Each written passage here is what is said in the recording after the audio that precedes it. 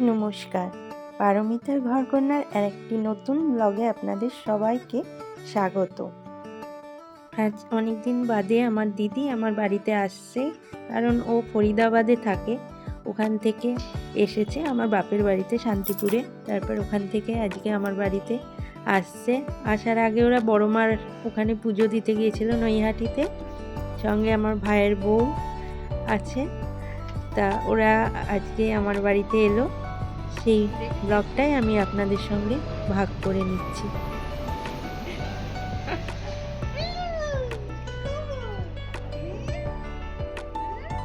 এটা তো বড় হয়ে গিয়েছে। হ্যাঁ, আমি তো ভাবছি এটা ছোট্ট আসবে।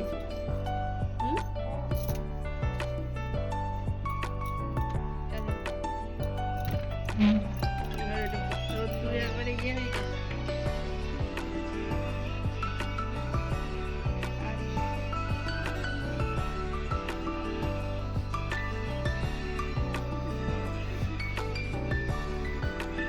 আয় দিদি আয়।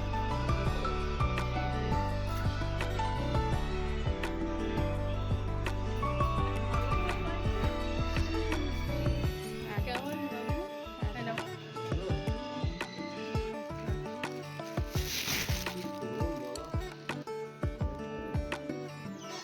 মেয়েতে চেয়ারটাই বসে।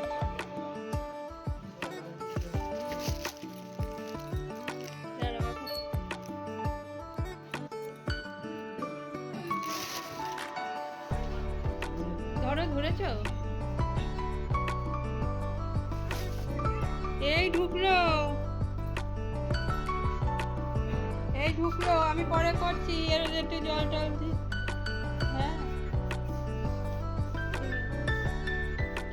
উল্টো ধরে দিয়েছো।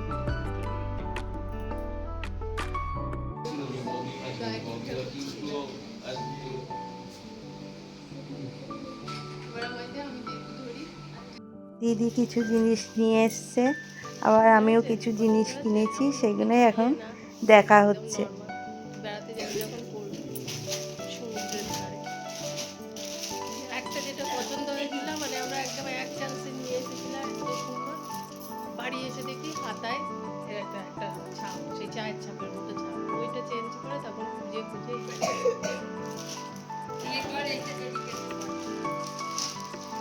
এগুলো কি? ওরে বাবা, এটা কি? এটা পছন্দ হয়েছে? ওইটা করতে পারছো না? আমাদের বাড়িতে এটা ভালো শান্তিপুরের হয়েছে? বাড়িতে একটা বড় কাঠের ব্যাট আছে আমার সঙ্গে কি ভাইয়ের বলছো খেলার। তার জন্য? এখন আমার ছেলে বড় হয়ে গেছে, ও তো ওই ব্যাট নিয়ে ওটা ও খেলতে পারে, কিন্তু ও আমার এই ব্যাগ দিদির নিয়ে ছেলে যেতে তো পারবে ছোট, তো স্কুলে? ওই বই ব্যাটটা ও নিয়ে আর পাচ্ছে ব্যাগটা না, নিয়ে ভারটা নিতে পারবে মানে তো? ইয়ে করে নিয়ে খেলতে। ওদের সেই জন্য ওর জন্য ব্যাট কিনেছি, এটা খুব পছন্দ হয়েছে। ওরা নিচু হয়ে ওইটা যায় তাই ব্যাগ বলছে নিয়ে। ওইটা পাচ্ছি না, এটা খুব ভালো হয়েছে।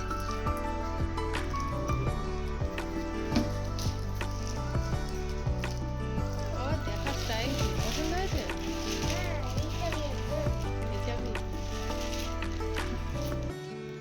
অনেকগুলো চেন আছে, দেখ ভেতরে রাখার জায়গা ইয়ে অনেক আছে।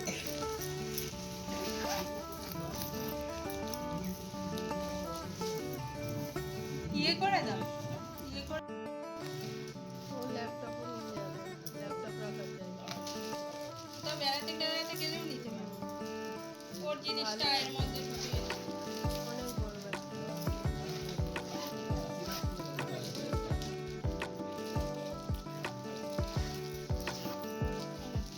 ওটা ব্যাগের মধ্যে ঢুকিয়ে নে, আমি এই ব্যাগটা নিয়ে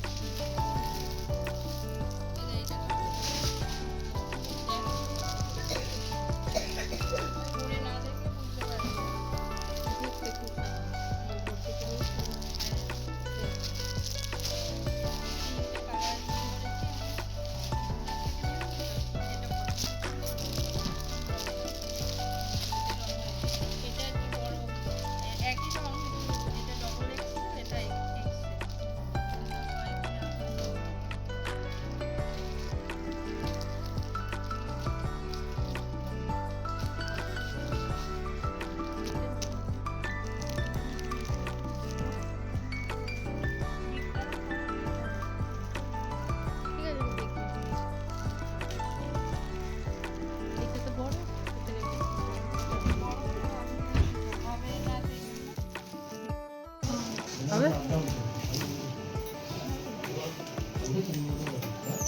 এইরকম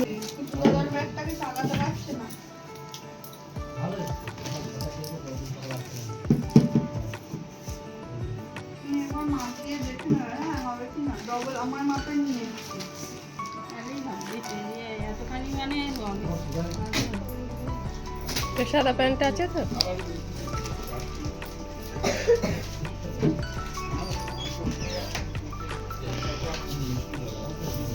আর ওইগুলো কোথায় পেলি? এই যে দুলমুলগুলো নেই ডিশের মধ্যে আছে, ওই যে মা পাঠালি দুল। ও আমার দুটো ছেলে এসেছিলাম। আর তোর দুটো শাড়ি ওর মধ্যে আছে। খুব পছন্দ হয়েছে ব্যাগ। এই রুমালটা মাটিতে কেন?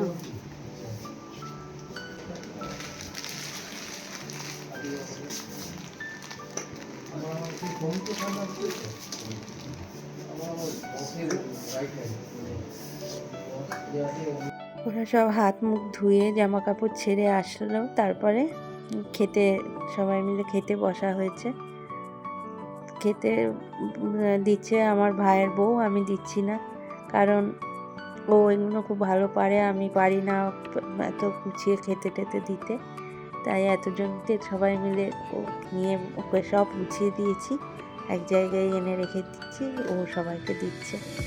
আর রান্না করেছিলাম সেদিন উচ্ছে আলু ভাজা, কচুর লতি, চিংড়ি মাছের ঝাল আর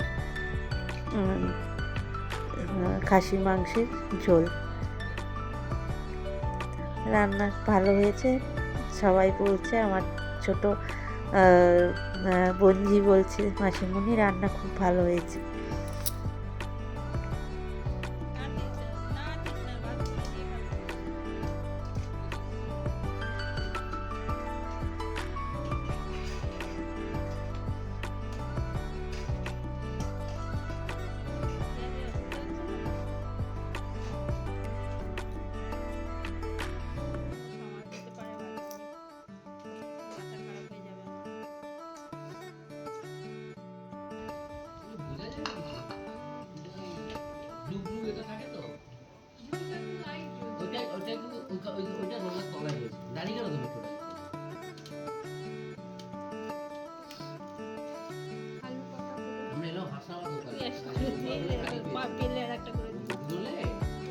তার মধ্যেই মারপিট লেগে গিয়েছে। আর জানিস তো, মেসোমশাই দরজার কাছে দাঁড়িয়েছিল, দরজার কাছে দাঁড়িয়ে বসেনি, আমার চোখের সামনে দরজার কাছে, আর মারপিট লেগে গেছে দরজার কাছে। আর ওকে দেখতে পাচ্ছি না, ট্রেন ছেড়ে দিয়েছে। কি সামান্য টেনশন আমার, আমি ফেলে দিল নাকি মারপিট করতে ও। তারপরে এদিক ওদিক করে দেখে এই পেছনের দিকে গিয়ে চুপ করে বসে আছে। সবার সামনে বলে কি দেবো একটা। আমার মাথা এমনিতে ক্লান্ত হয়ে আমার শরীর কিছু নেই আমাদের, আর টেনশন।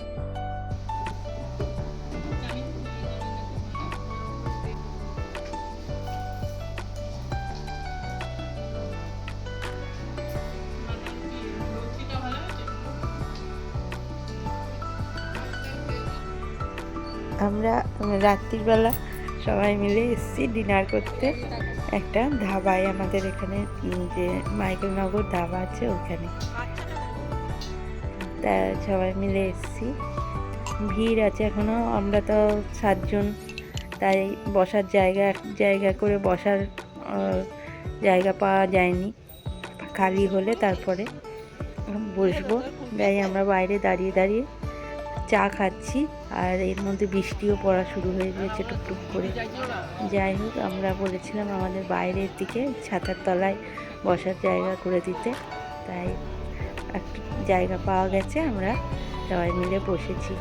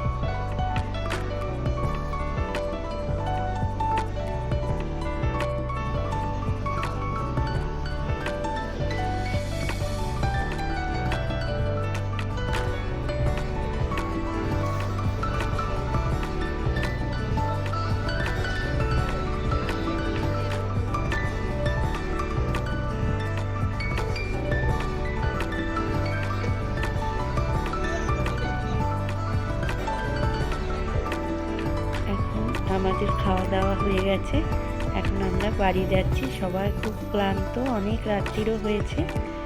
আর এই ব্লগটাও আমার এখানেই শেষ করছি।